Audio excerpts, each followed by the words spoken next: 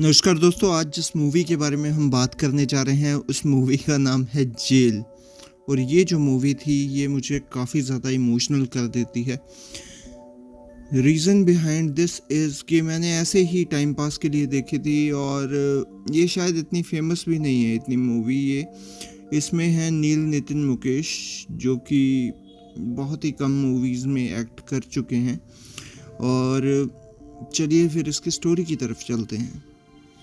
पराग दीक्षित अपनी गर्लफ्रेंड मानसी के साथ खुशी खुशी रहता है।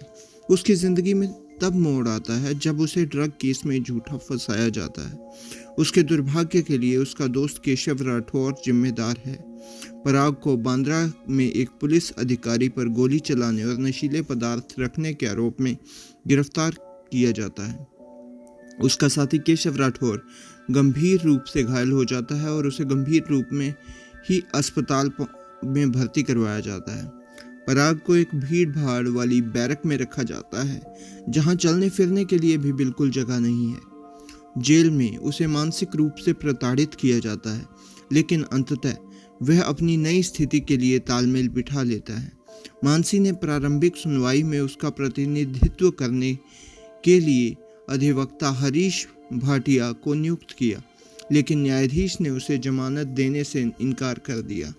जेल में पराग कई लोगों से मिलता है जो दोषी हैं और मुकदमे की प्रतीक्षा कर रहे हैं, जिनमें शामिल है अब्दुल गनी हत्या के मुकदमे का इंतज़ार कर रहा है, कबीर मलिक बाबा भाई के लिए काम करने वाला एक अपराधी, गालिब सूरत वाला नवाब एक कैदी जो जेल में काम भी करता है, जो D'Souza hit and run case का आरोपी, बाबा भाई एक अंडरवर्ल्ड डॉन जो विशेष कमरे से आपराधिक गतिविधियों का संचालन करता है और पुलिस को रिश्वत देता है। चार्जशीट दाखिल होने के बाद पराग फिर से कोर्ट में पेश होता है।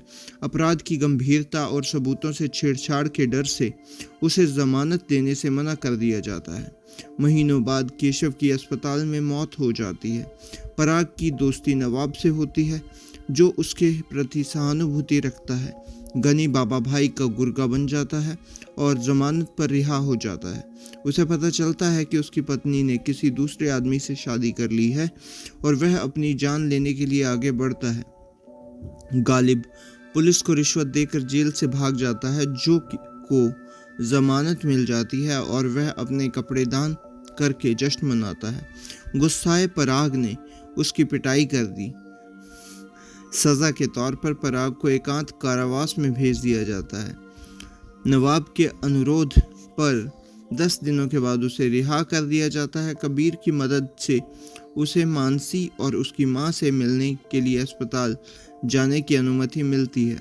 नवाब पराग को डांटता है और उसे गैंगस्टर्स से दूर रहने को कहता है क्योंकि वे बदले में बहुत कुछ मांगते हैं। नवाब बताता है कि कैसे उसका छोटा भाई एक गैंगस्टर के प्रभाव में आकर हत्या के मामले में शामिल हो गया और नवाब के पास अपने भाई के साथ गैंगस्टर को भी मारने के अलावा और कोई विकल्प नहीं था। 2 साल बाद पराग को दोषी करार दिया जाता है और उसे 10 साल की सज़ा सुनाई जाती है, जिसमें से 2 साल वह काट चुका है। इसलिए उसके पास 8 साल बचे हैं।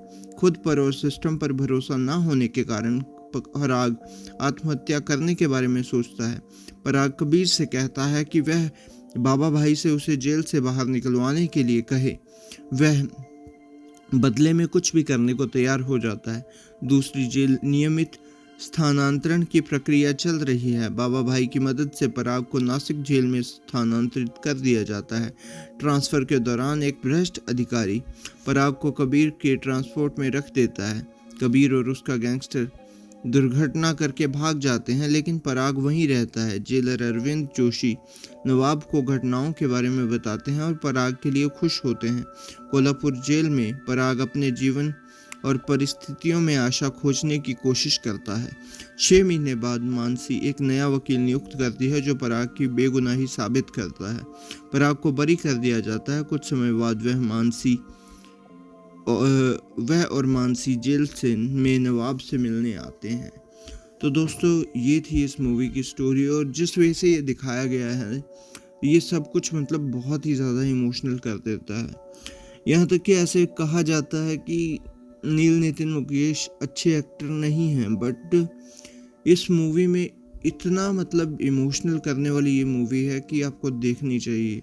ये मैंने बहुत पहले देखी थी, बट काफ़ी अच्छी है, आप देख सकते हैं इसे। ये था मेरा रिव्यू। मैं मिलता हूँ आपको किसी और मूवी के रिव्यू के साथ, तब तक के लिए बाय।